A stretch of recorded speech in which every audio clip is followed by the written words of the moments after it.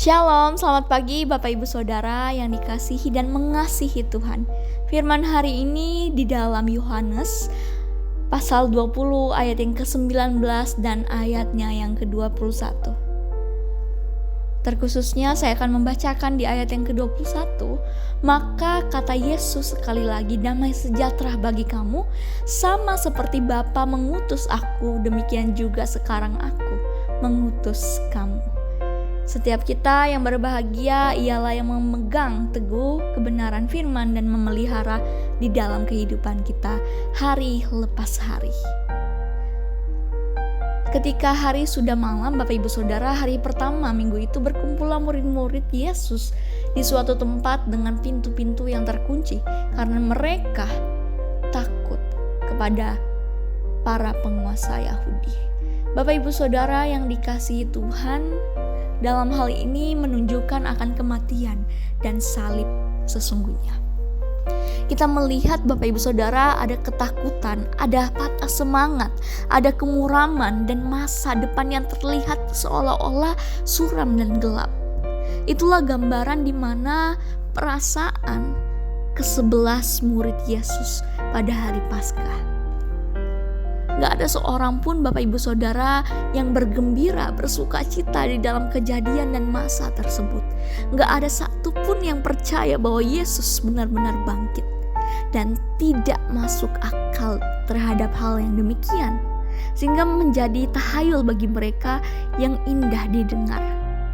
Namun Bapak Ibu Saudara, terlihat dari hal ini mereka seolah-olah tak heran. Pada malam itu mereka pun merasa harus berjuang sendiri rasanya, bersembunyi di balik pintu yang terkunci karena takut pada semua orang yang mengancam mereka.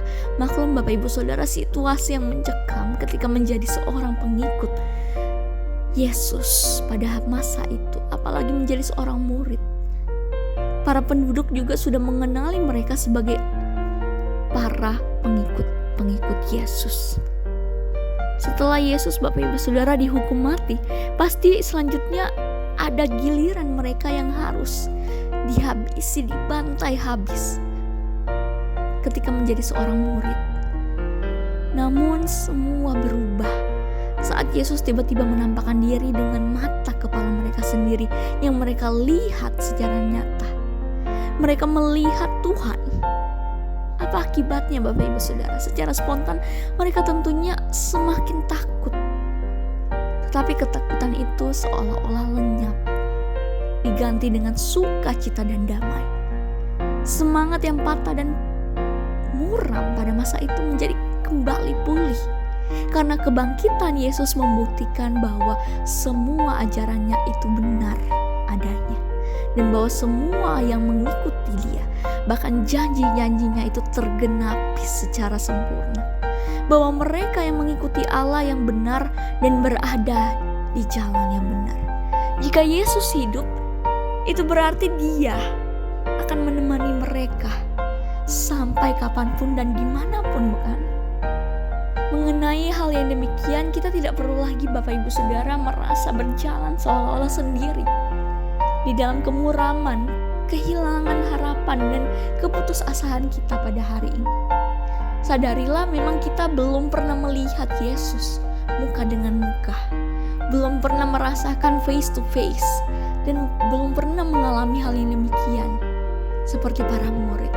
Namun Bapak Ibu Saudara, bukankah kehadiran dia itu nyata di dalam kehidupan kita? Bukankah kita telah berkali-kali mengalami pertolongannya? Mungkin persoalan hidup sering membuat kita mengunci diri dan gagal menyadari akan kehadiran Tuhan. Di hari Paskah yang demikian, mari kita bangkit Bapak Ibu Saudara. Jangan biarkan ketakutan kita menguasai persoalan dan pergumulan hidup kita. Jangan biarkan segala sesuatu yang menekan diri kita, mematahkan semangat kita di balik keterpurukan kita ini semua. Mari kita mengambil waktu untuk melangkah keluar dari balik pintu yang terkunci itu. Biarlah Yesus yang membawa kita kepada pengharapan yang sejati, jaminan yang mulia itu. Kita melihat bahwa kita tidak sendiri, kita bersama-sama dengan Dia yang hidup dan bangkit. Dia yang hadir dan siap mendampingi kita kapanpun dan dimanapun, menuju masa depan yang penuh harapan. Sudahkah kita percaya akan hal yang demikian? Ketika kita menemukan terang datang seketika, di balik kegelapan yang menyelimuti kita, akhirnya pulih dan hilang itu. Marilah kita datang ke hadirat-Nya, di balik banyak hal yang kita pikirkan. Pintu yang kita kunci selama ini menghalangi kita untuk datang ke hadirat-Nya, menemukan titik terang yang sejati itu. Mari kita berdoa. Bapa yang penuh pengasih, kami bersyukur dan berterima kasih Tuhan. Di balik ini semua para murid, mereka menyelimuti ketakutan mereka di balik pintu yang terkunci itu. Dan menjadi para tugas bagi mereka untuk menjalani, memberitakan kebenaran firman Tuhan bagi kemuliaan nama-Mu.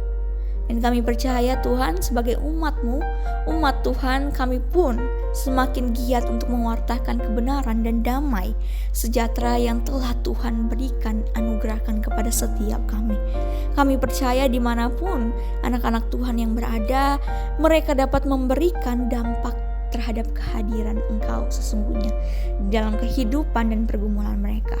Tuhan, kami bersyukur dan berterima kasih juga untuk hari ini, khususnya untuk Ibu Lili Sugianto yang berulang tahun. Kiranya Tuhan tambah-tambahkan hikmat, berikan beliau kesehatan selalu, kekuatan untuk dapat menjalani segala sesuatunya berdasarkan kepada pimpinan dari Roh Kudus yang menyertai kehidupannya. Inilah setiap doa dan permohonan kami panjatkan di dalam nama Yesus Kristus, Juru Selamat kami yang hidup. Amin. Selamat beraktivitas, Tuhan Yesus memberkati Bapak Ibu Saudara sekalian.